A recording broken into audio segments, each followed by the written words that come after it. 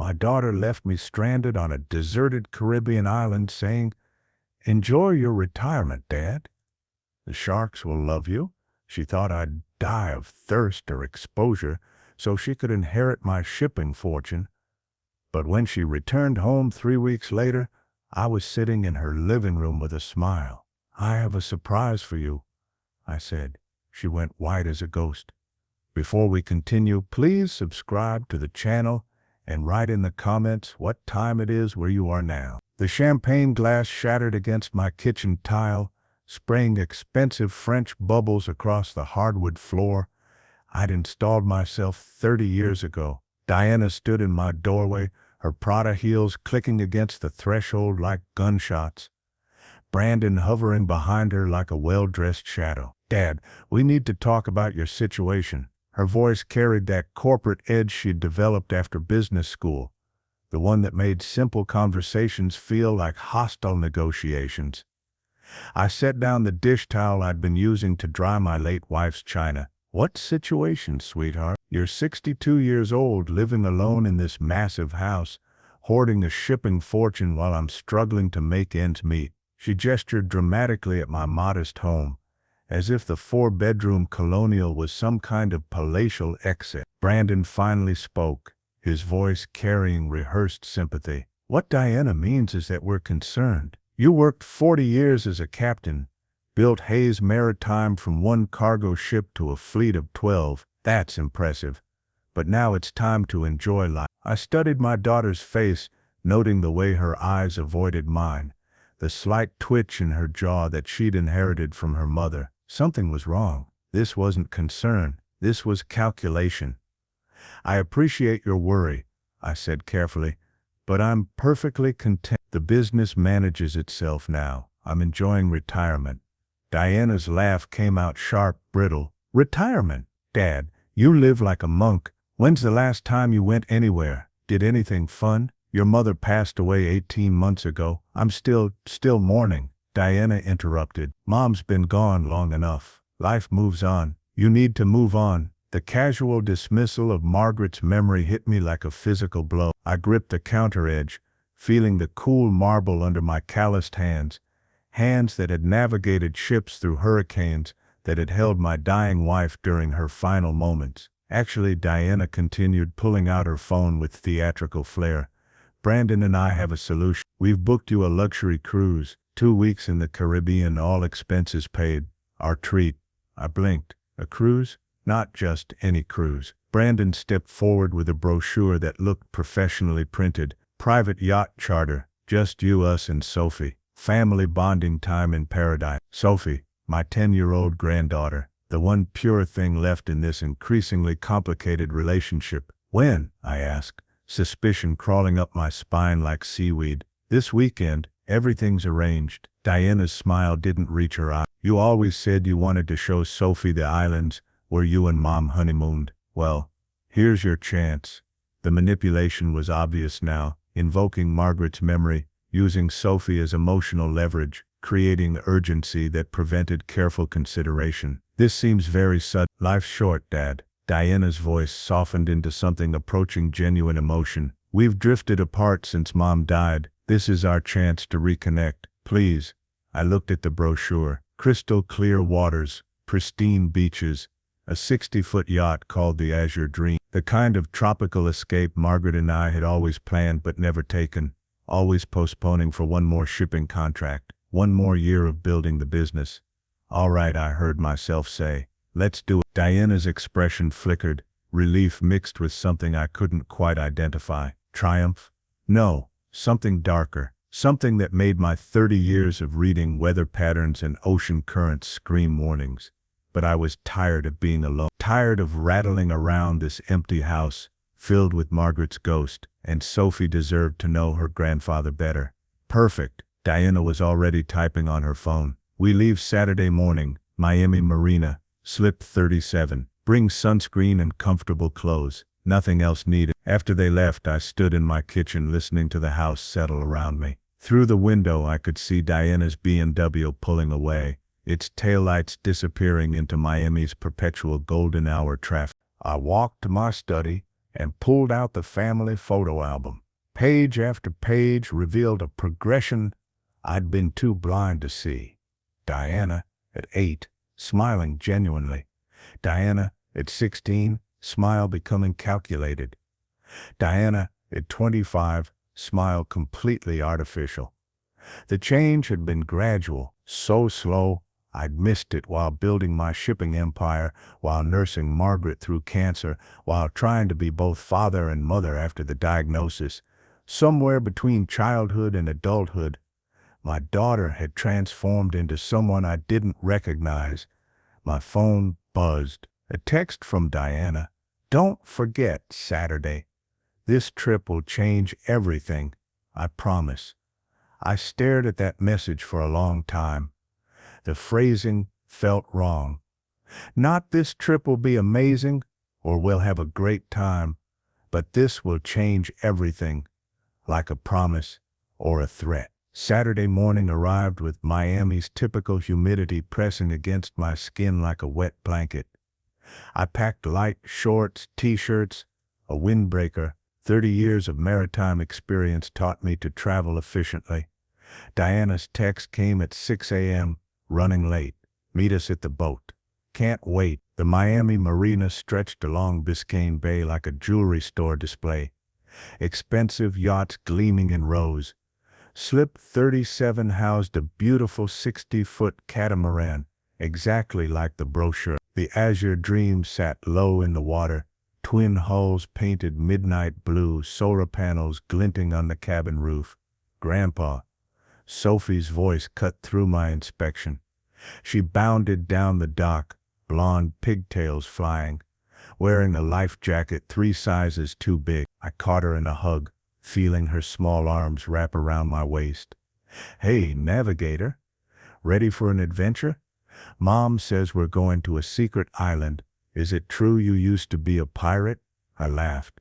"Captain, not pirate. Big difference." Diana appeared from below deck, wearing designer sunglasses and a swimsuit that probably cost more than my monthly groceries. "Dad, perfect timing. Brandon's getting the provisions loaded." The yacht's interior was impressive.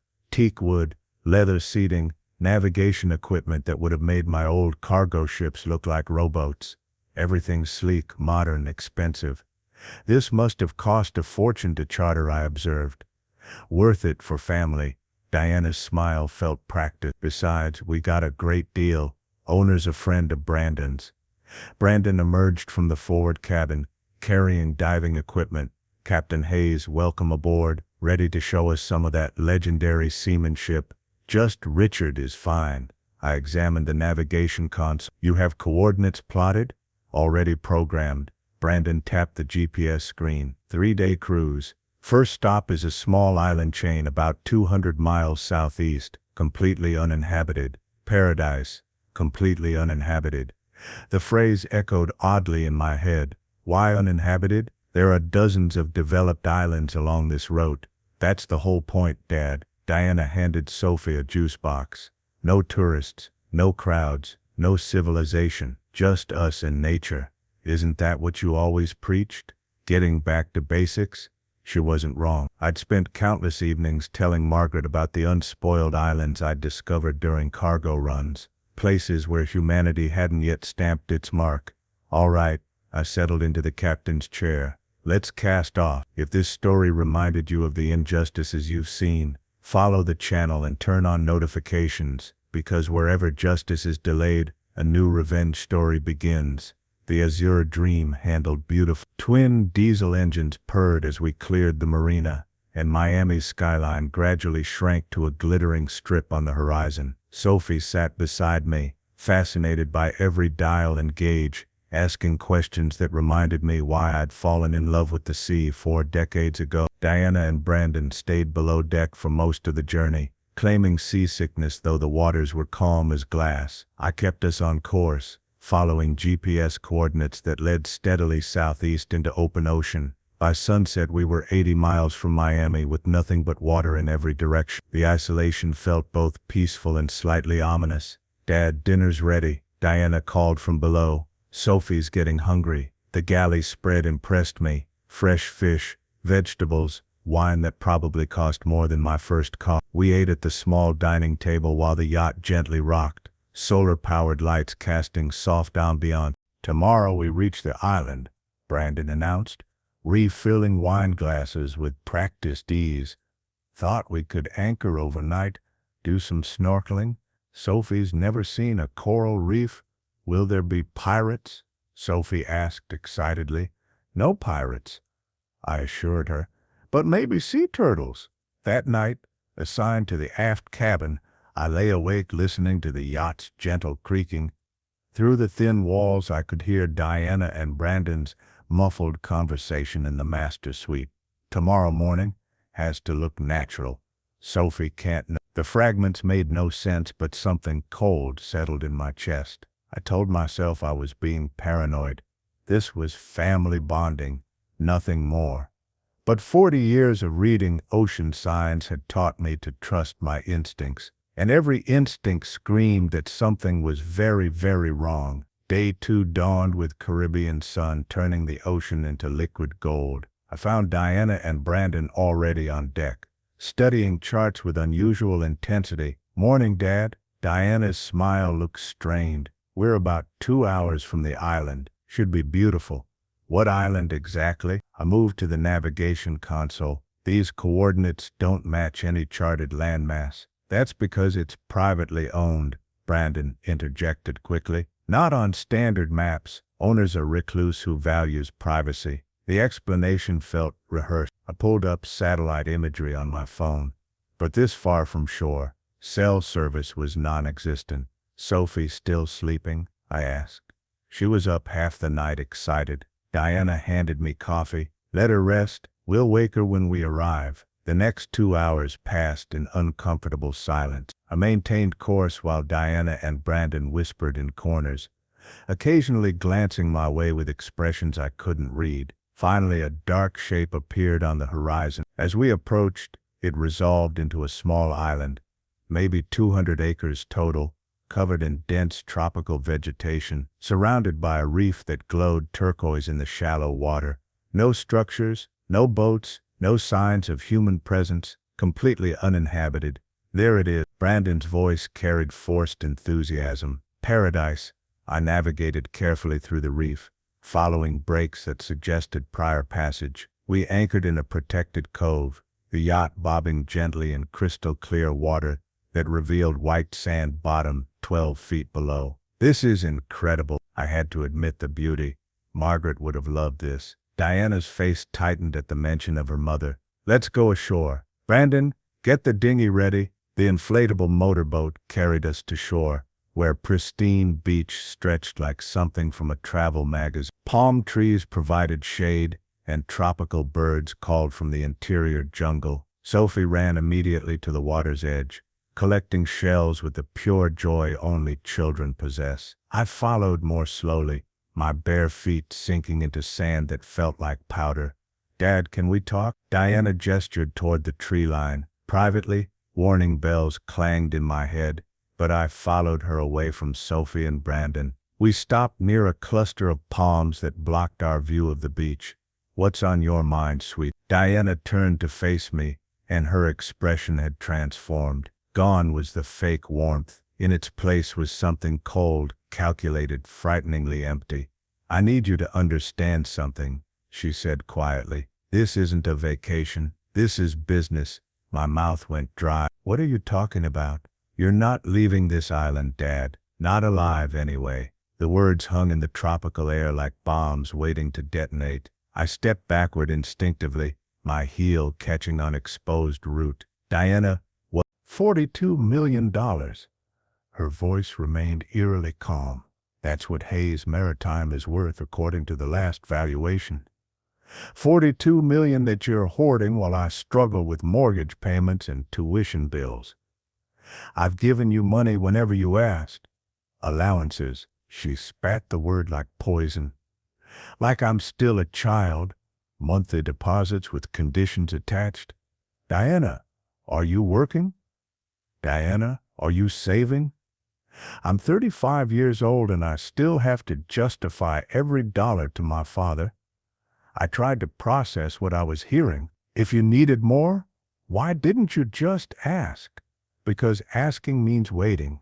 Asking means depending on your mood, your judgment, your control. Diana's voice rose slightly. But inheriting means freedom, total control, everything that should have been mine years ago. The magnitude of betrayal crushed down like ocean pressure. My own daughter, planning my murder. Sophie, I whispered. You brought your daughter to watch. Sophie thinks you stayed on the boat. She's playing on the beach right now, completely unaware that her grandfather is about to have a tragic accident exploring the interior island.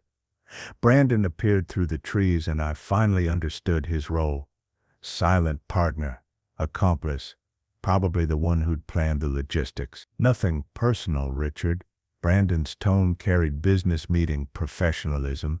You're a good guy, but you've had a full life. 62 years. That's respectable. And honestly, Diana's right. That money's just sitting there gathering dust while we're buried in debt. You're in debt because you bought a house 3 times what you could afford. Because that's what successful people do. Diana stepped closer. They live like they've already made it. Fake it until you make it. Isn't that what they teach in business school? I backed up further, mind racing through escape options. We were 200 miles from Miami. No cell service. No other boats visible. Even if I made it to the yacht, Brandon had probably disabled the engine. How were you planning to explain my disappearance? Tragic exploring accident, Brandon recited like he'd practiced. You went inland to show Sophie some wildlife. Never came back.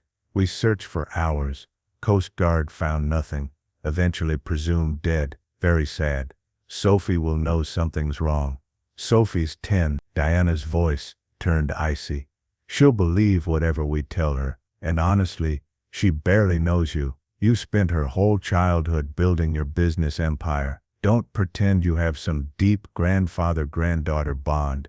The accusation landed with brutal accuracy. I'd missed birthdays, Christmas mornings, soccer games, always another shipping contract, always one more voyage. Margaret had begged me to slow down, to prioritize family. I'd promised I would. After this next deal, after we built the business big, your mother would be ashamed of you, I said quietly. Something cracked in Diana's expression. For just a moment I saw the little girl who used to climb into my lap during thunderstorms. Then the mask returned. Mom died waiting for you to prioritize her over your precious ships. Well, guess what? Now those ships are mine.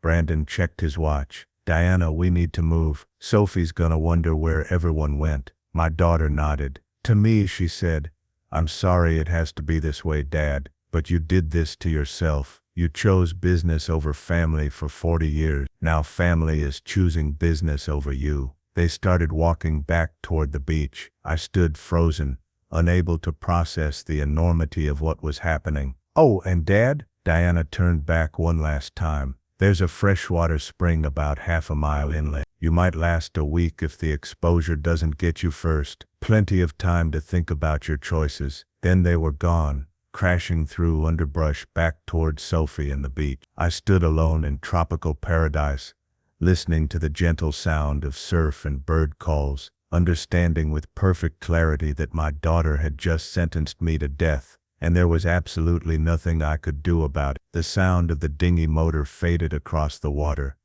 leaving me standing knee-deep in surf, watching the azure dream grow smaller on the horizon. They were really doing this, really leaving me here to die. I waited until the yacht disappeared completely before allowing myself to collapse onto the sand. The shock that had kept me numb during Diana's confession evaporated, replaced by raw terror. 200 miles from Miami.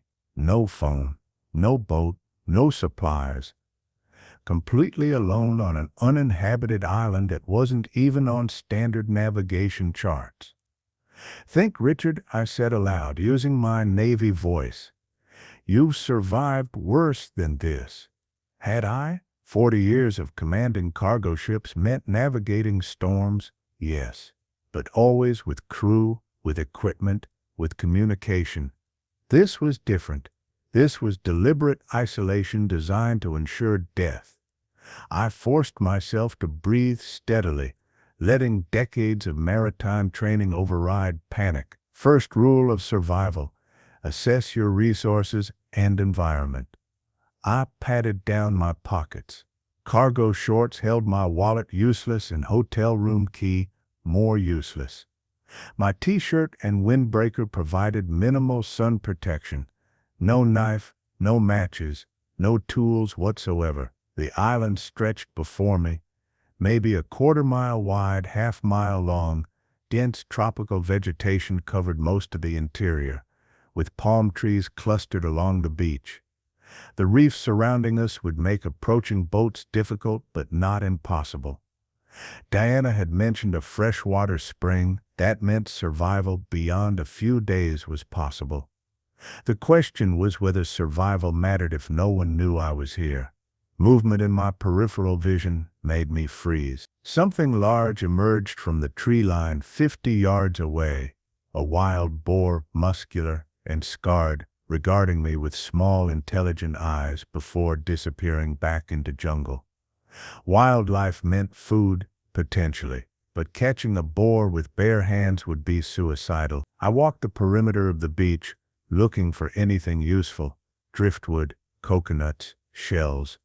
On the north side I found a rusted fishing net tangled in coral, ancient, probably from before modern navigation made this area avoidable. Further along, a plastic water bottle wedged between rocks. Small victories, but victories nonetheless.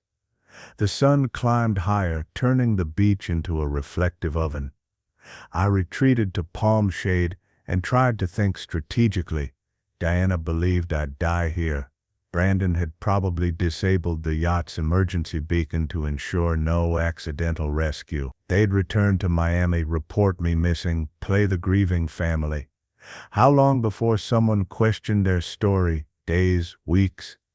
By then, exposure or dehydration would have finished what my daughter started. Unless I found a way to survive long enough to be rescued, or found a way to rescue myself. The thought crystallized with startling clarity. Diana had made one critical mistake. She'd assumed I was helpless without technology.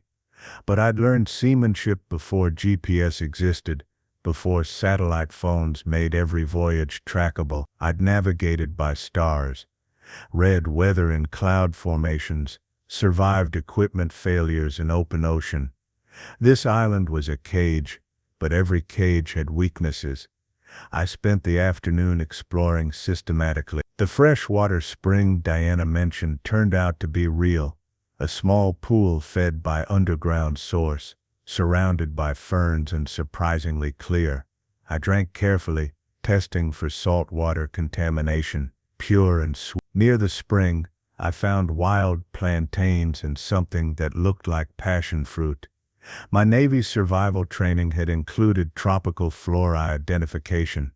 These were edible, not delicious, but enough to prevent starvation. The boar reappeared at dusk, and I realized it wasn't alone. A small family group, mother and 3 piglets, rooted through underbrush about 30 yards from my spring.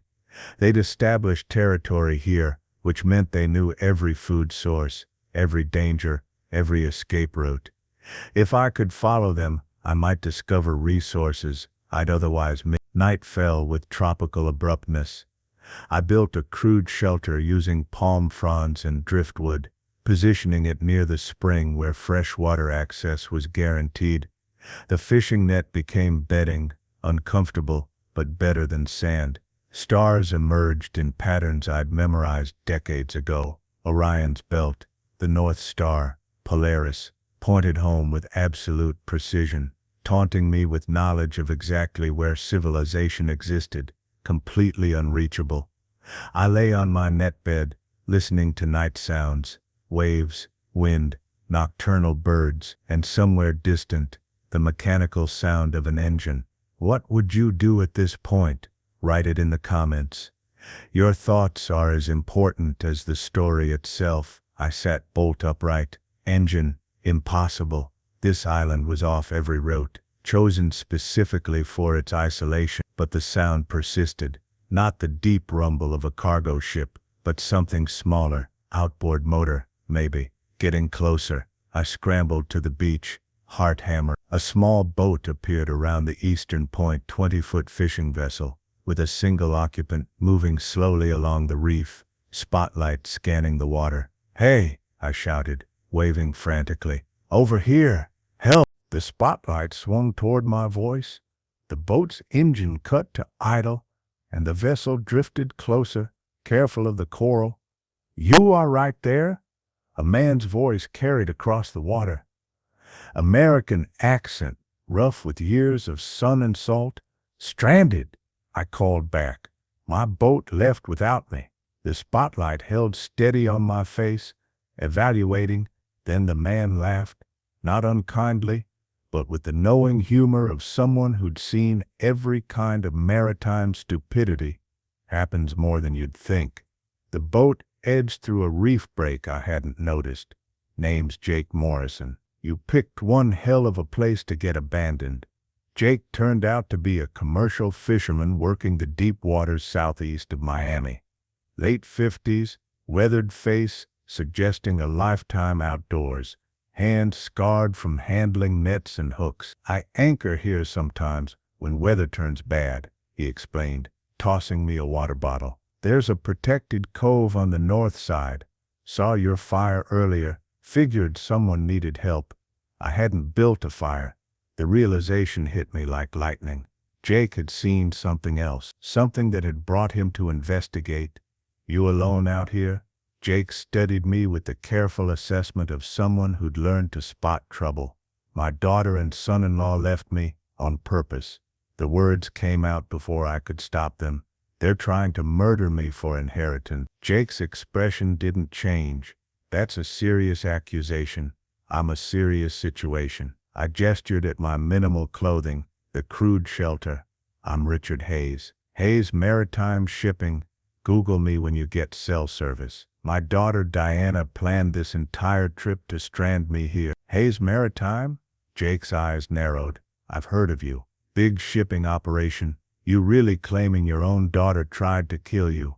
"I'm claiming she succeeded in abandoning me on an uninhabited island 200 miles from help. Whether that constitutes attempted murder is for prosecutors to decide." Jake considered this, then made a decision.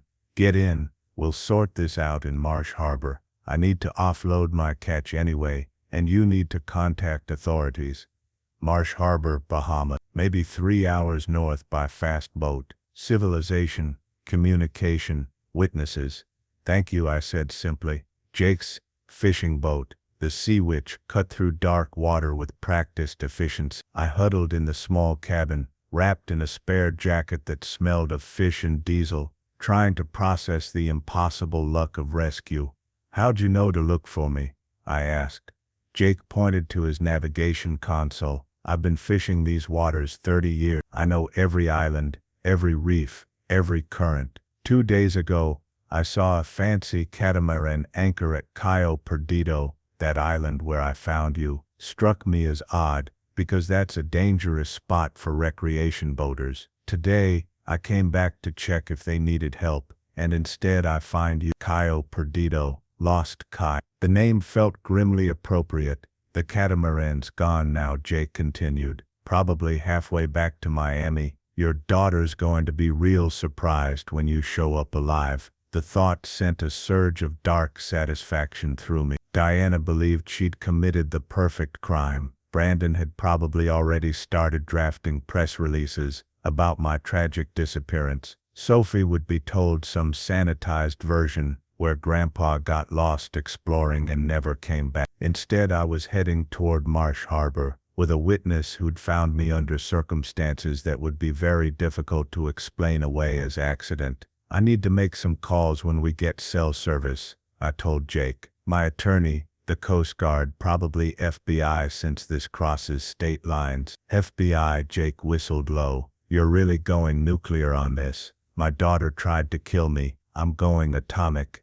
We reached cell range around 2 a.m. My phone, miraculously still in my pocket with 15% battery, exploded with missed calls and texts, most from Diana, increasingly frantic. Dad, where are you? Dad, this isn't funny. We're worried sick. Coast Guard has been notified. Please contact us immediately. The performance was impressive. If I hadn't heard her cold confession on the island, I might have believed genuine concern. I called my attorney first. Martin Chin answered on the second ring despite the hour. Richard? Jesus Christ, where have you been? Diana called 6 hours ago saying you disappeared during a shore excursion. Diana tried to murder me.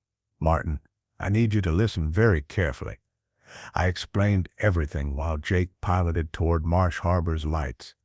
The fake vacation, Diana's confession, the deliberate abandonment, Jake's rescue. Martin's silence lasted several heartbeats. You're absolutely certain about this? Because accusations of this magnitude, I'm certain, and I need you to do 3 things immediately. First, freeze all my accounts so Diana can't access anything.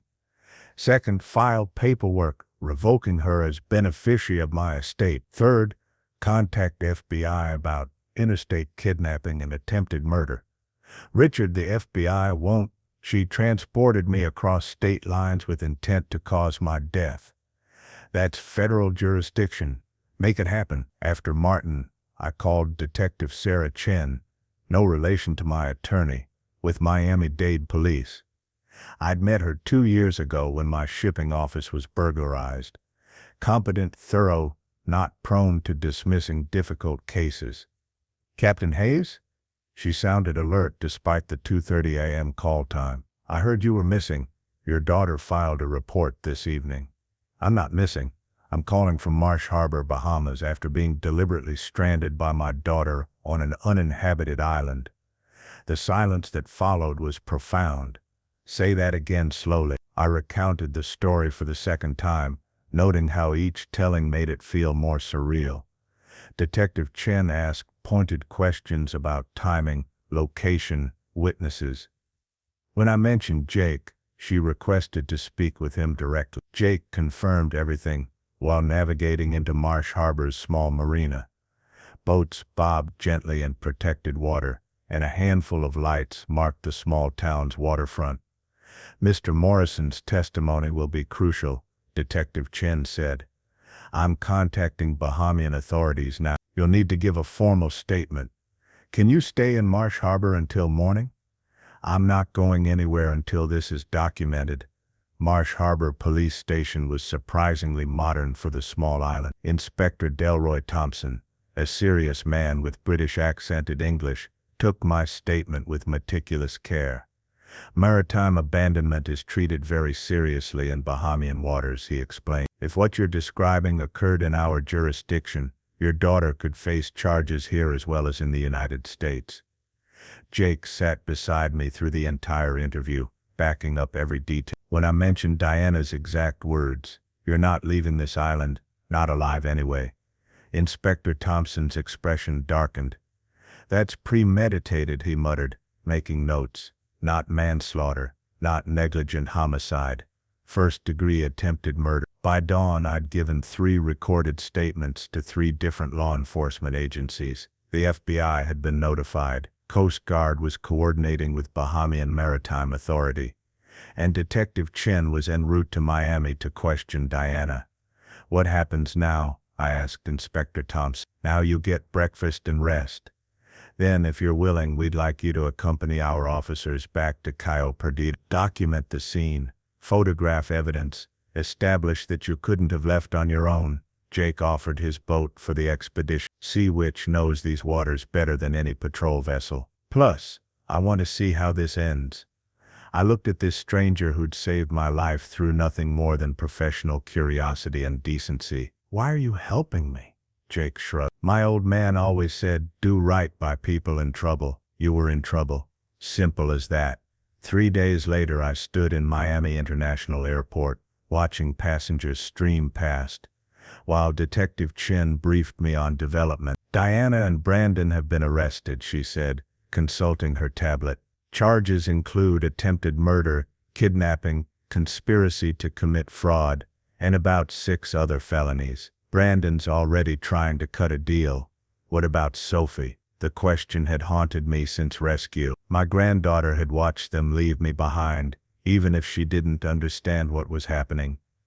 Child Services is evaluating. She's staying with Diana's sister temporarily. The girl's confused but physically fine.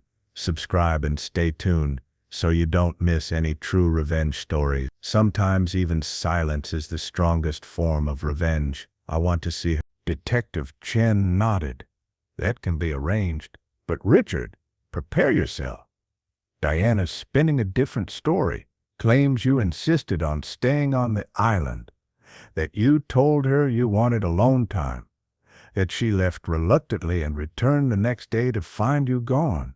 That's insane. It's also creative. Without your recorded confession from Jake's boat, without his witness testimony, without the physical evidence we found on Cayo Perdido, she might have gotten away with it. I thought about that. How close Diana had come to committing the perfect murder. If Jake hadn't been fishing nearby, if Inspector Thompson hadn't been thorough, if any single element had shifted slightly, I'd be a missing person presumed dead. What about my estate? I asked. Martin Chen already filed the paperwork.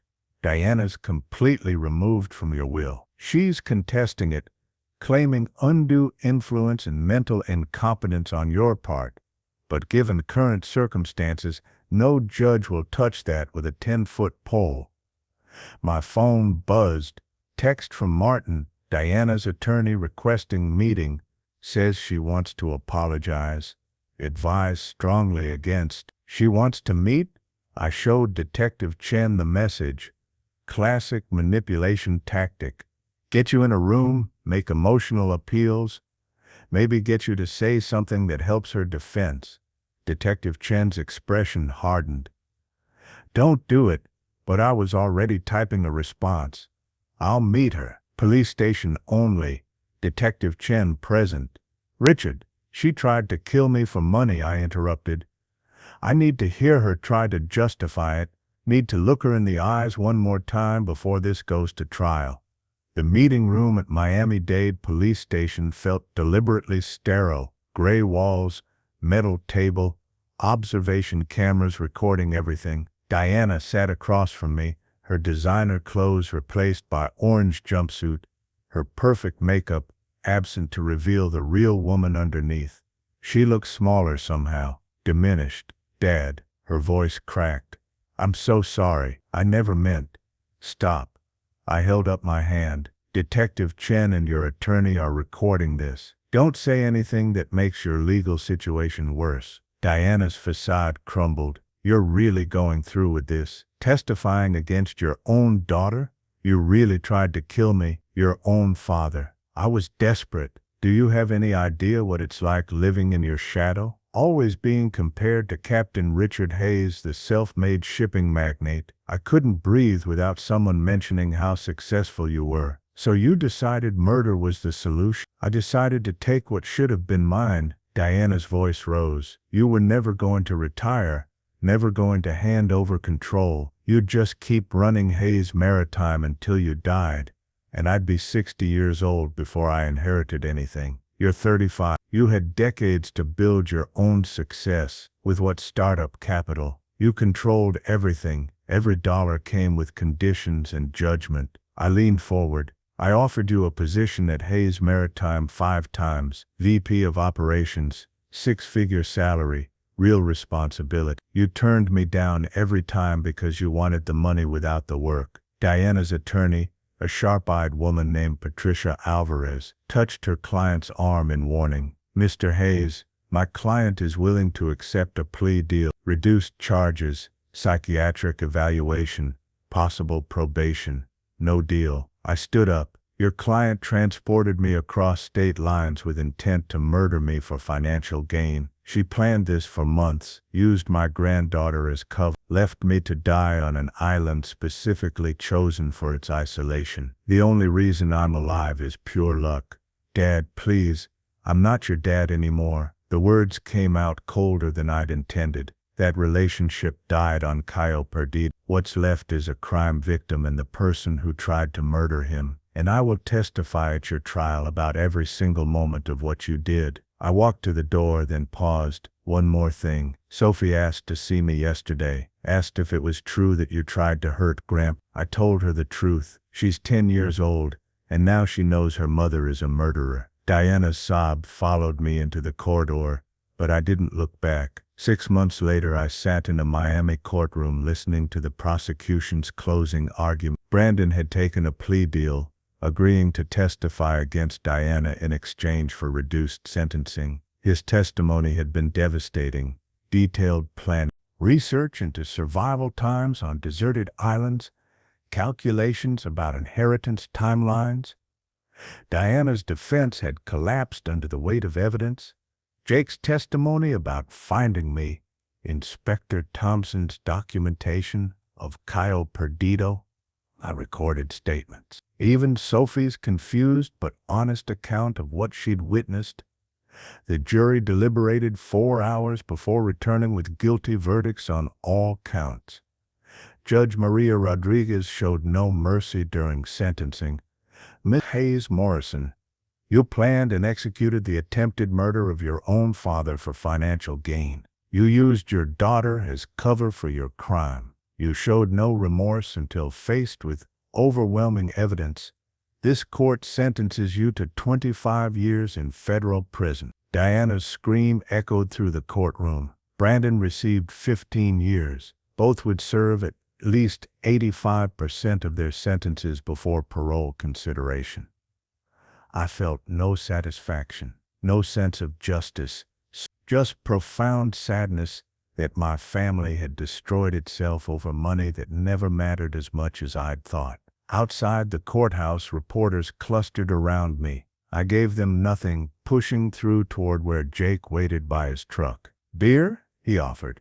God, yeah. We ended up at a waterfront bar near the marina where Sea Witch was docked. The sun set over Biscayne Bay, painting the water in colors Margaret would have loved.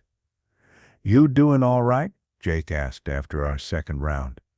My daughter's going to prison for trying to murder me. My son-in-law's following her. My granddaughter's in therapy trying to process that her parents are criminals. So no, not really all right, but you're alive. But I'm alive. I raised my glass. Thanks to you. Jake clinked his beer against mine. Thanks to pure dumb luck, I was fishing nearby. You believe in fate? I believe in being in the right place at the right time. Jake studied the sunset. Question is, what do you do with the life you got back? I'd been asking myself that for 6 months. Hayes Maritime still needed running. Sophie needed a stable family member, and somewhere out there were islands that deserved visiting for the right reasons. Beauty, adventure, connection rather than murder. I'm thinking of taking Sophie on a real vacation, I said. Somewhere with hotels, room service, and zero chance of abandonment. Disney World, maybe. Jake laughed. That's a start. What about the business? Selling it, setting up a trust fund for Sophie that Diana can't touch. Donating a chunk to maritime safety organizations. I paused. And maybe buying a boat. Nothing fancy, just enough to explore without requiring a crew. Planning to become a fisherman. Planning to figure out what retirement actually looks like when you're not being murdered for inheritance. My phone buzzed. Text from Margaret's sister Helen, who'd been supervising Sophie's therapy. Sophie wants to video chat. Says she has something to show you. I connected the call. Sophie's face appeared, gap-toothed smile showing where she'd lost another tooth. Grandpa, look what I made in art therapy. She held up a drawing, a boat, an island, and 2 stick figures holding hands. It's us going on a real adventure, where nobody gets left behind. That's beautiful, navigator. We'll go somewhere amazing, I promise. No more secret islands. No more secrets at all. After disconnecting, I looked at Jake. Want to help me pick out a boat? Nothing fancy, maybe 30 feet. Something seaworthy. You serious about this? My daughter tried to kill me because I spent 40 years building a business instead of building relationships. Well, I've got maybe 20 good years left. Seems like a decent time to figure out what actually matters. Jake grinned. In that case, I know a guy selling a beautiful Morgan 38. Classic sailboat, needs some work, but solid bone. Perfect for a retired captain looking to remember why he fell in love with the sea in the first place. 6 months after that, I stood on the deck of my newly purchased sailboat, renamed Margaret's Dream, watching Miami's skyline recede as Sophie sat beside me, learning to read compass headings. Grandpa, where are we going? Wherever the wind takes us, navigator, but together this time, and we'll come back? Always. That's the difference between an adventure and abandonment. Adventures have endings where everyone gets home safe. Sophie nodded seriously, already understanding more about family than her mother ever had. Behind us, Miami disappeared into the horizon. Ahead, the Caribbean stretched in endless blue, full of islands we'd explore together. No secret plans, no hidden agendas, just a grandfather and granddaughter learning that the real treasure wasn't the inheritance someone might kill for. It was the time you spent with people who'd never dream of leaving you behind. If you like this story, please like this video, subscribe to the channel, and share your impressions in the comments. To listen to the next story, click on the box on the left. Thank you for watching.